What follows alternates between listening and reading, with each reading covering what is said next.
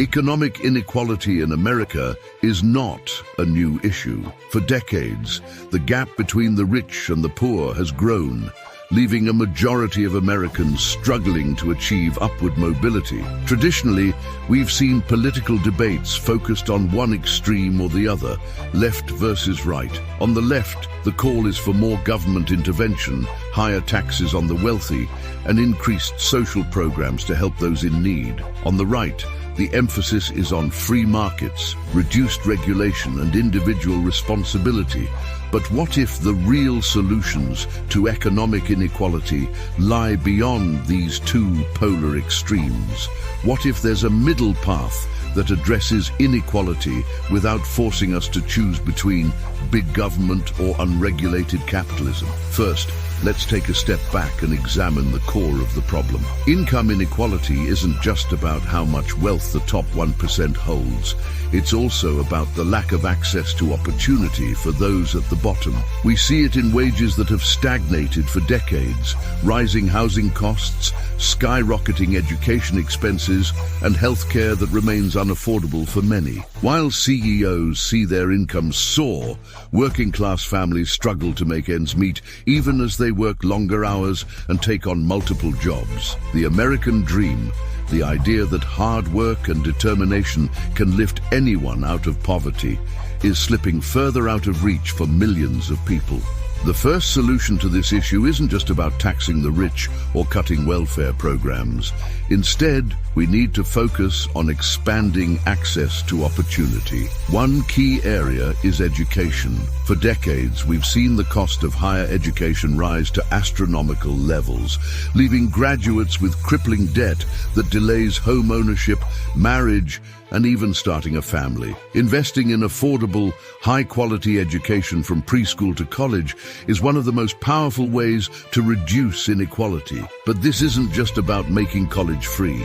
It's about making sure education at all levels equips students with the skills they need for a rapidly changing economy. Whether through vocational training, apprenticeships, or partnerships between businesses and schools, the goal should be to give every American the tools they need to succeed, regardless of their background. Next, we need to rethink the way we approach healthcare. The current system leaves far too many people uninsured or underinsured, which in turn drives up costs for everyone.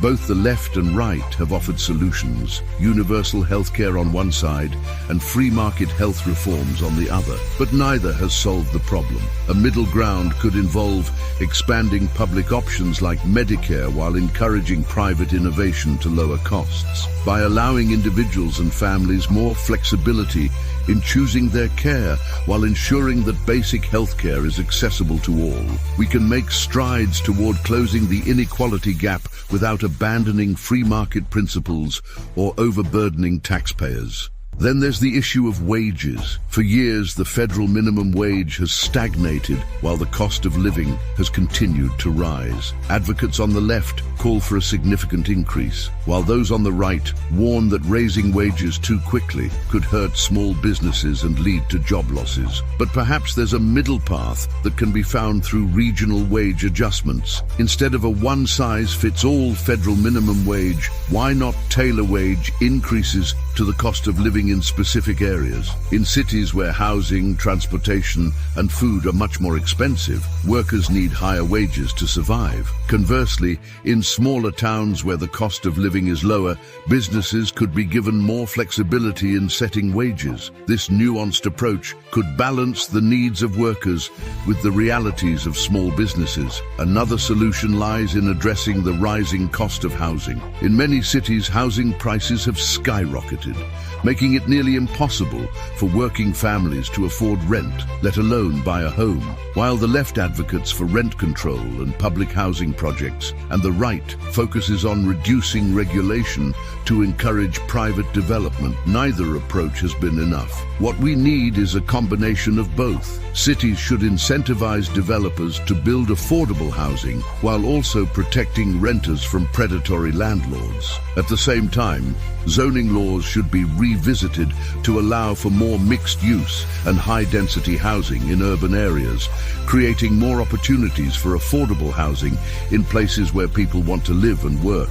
When we talk about economic inequality, we can't ignore the role of technology and automation.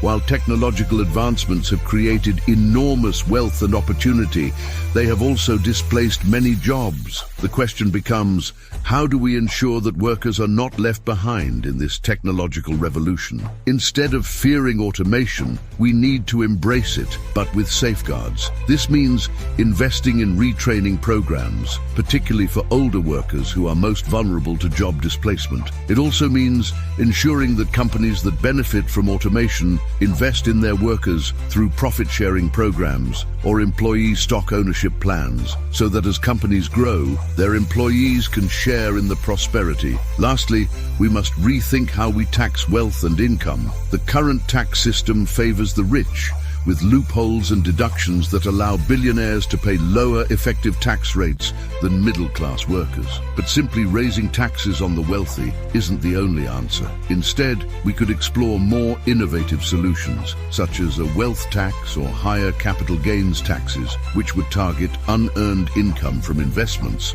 rather than punishing earned income from work. At the same time, we could provide tax incentives for companies that invest in their workers, their communities, and sustainable business practices. In conclusion, economic inequality in America is a complex issue that can't be solved by leaning too far left or too far right. The solutions lie in finding a middle path, one that expands access to opportunity, supports workers, and ensures that everyone has a fair shot at success. By addressing the root causes of inequality, rather than just treating the symptoms, we can create a more just and prosperous society for all Americans. If any of this common sense, centrist logic appeals to your sense of fairness and resonates with your core beliefs, take a moment to like this video and subscribe to The Moderate Negro. We take our love for this country and our system of government seriously. And if you are still watching, so do you. The Moderate Negro, where reason meets reality.